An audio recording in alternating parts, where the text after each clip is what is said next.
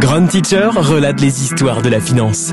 Bonjour à tous et bienvenue dans ce nouvel épisode de Grand Teacher relate, le podcast où nous plongeons dans les histoires fascinantes des personnages qui ont marqué l'histoire économique et financière mondiale. Aujourd'hui, nous allons explorer l'histoire incroyable de Yasuo Amanaka, surnommé Monsieur Cuivre. Préparez-vous à plonger dans un monde de trading agressif, de manipulation de marché et de scandales financiers à grande échelle. Imaginez-vous à Tokyo dans les années 1970. Le jeune Yasuo Amanaka vient de rejoindre Sumitomo Corporation, l'une des plus grandes sociétés commerciales du Japon. Ambitieux et déterminé, Amanaka gravit rapidement les échelons pour devenir le chef de la division des métaux non ferreux. Sa spécialité, le cuivre. À partir du début des années 1990, Amanaka commence à se faire un nom sur le marché mondial du cuivre.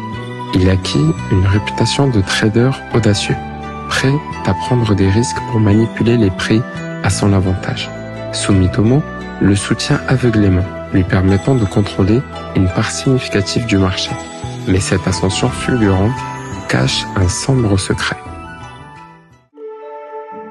Pendant des années, Amanaka utilise des méthodes de trading complexes, souvent illégales, pour influencer les prix du cuivre. Il passe des contrats à terme et utilise des positions hors bilan pour dissimuler des pertes massives. Il falsifie des documents et trompe les régulateurs, créant une illusion de succès et de maîtrise totale du marché. Mais en 1996, la vérité éclate.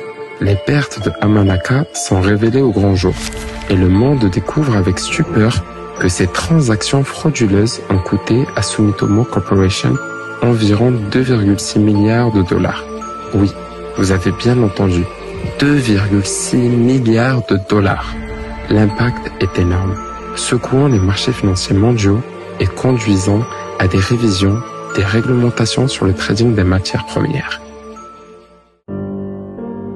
Amanaka est arrêté et inculpé pour fraude et falsification de documents. En 1997, il est condamné à 8 ans de prison. Le scandale de Monsieur Cuivre devient un cas d'école, illustrant les dangers du trading non réglementé et de la manipulation de marché. En 2005, Yasuo Amanaka est libéré après avoir purgé sa peine. Depuis sa sortie, il a choisi de rester discret, loin des projecteurs et des marchés financiers. Mais son histoire demeure un rappel puissant des risques et des conséquences des pratiques de trading non éthiques. Merci d'avoir écouté cet épisode de Grand Teacher relate. Si vous avez aimé cette histoire, n'hésitez pas à nous laisser un commentaire et à partager ce podcast avec vos amis. Rejoignez-nous la semaine prochaine pour une nouvelle plongée dans les coulisses fascinantes de l'histoire économique et financière. À bientôt et n'oubliez pas de mettre un cœur en dessous de la vidéo.